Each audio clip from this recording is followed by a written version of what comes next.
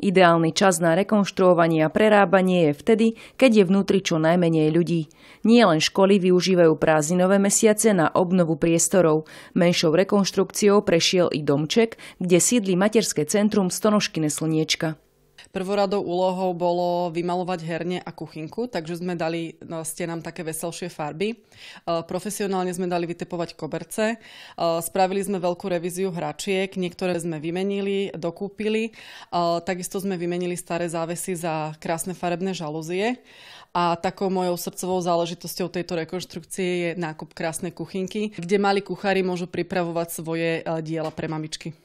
Ešte pred prázdninami sa podarilo obnoviť i dvor. Tam sme takú najväčšiu investíciu investovali do domčeka dreveného, z ktorého sa deti veľmi tešili. A takisto sme obnovili všetky lavičky, hojdačky a kúpili piknikové sedenie pre deti.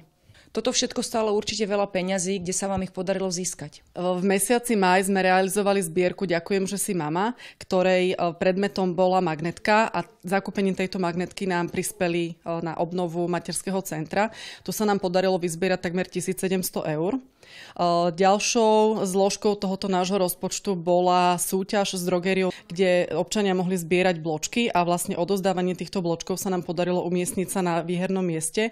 Tu sme získali ďalších 1000 eur a po ukončení rekonštrukcií nás čakala ešte veľmi pozitívna správa na účte, kde nám prišlo asi 800 eur z 2%. Tieto použijeme na ďalšiu rekonštrukciu.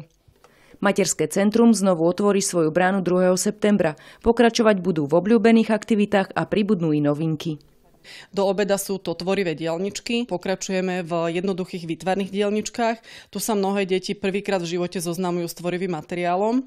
Zašpinia si ruky od farby, ochutnajú, ako chutia prstové farby, plastelina a podobne. A takisto pokračujeme v cvičení na fidloptách a v poobedných hodinách budeme robievať hudobné škôločky a takisto pokračujeme v stretnutiach malých šikovníčkov, čo sú stretnutia menšieho počtu detí a budú si tu s mamičkami skladať rôzne vedomostné kreatívne hračky a do tohoto zapracujeme aj prvky Montessori pedagogiky. Ak máte dieťa, ktoré sa už nebatolí, ale začína objavovať svet na vlastných nohách, príďte s ním do materského centra. Prihlášku si môžete vyzdvihnúť v centre voľného času.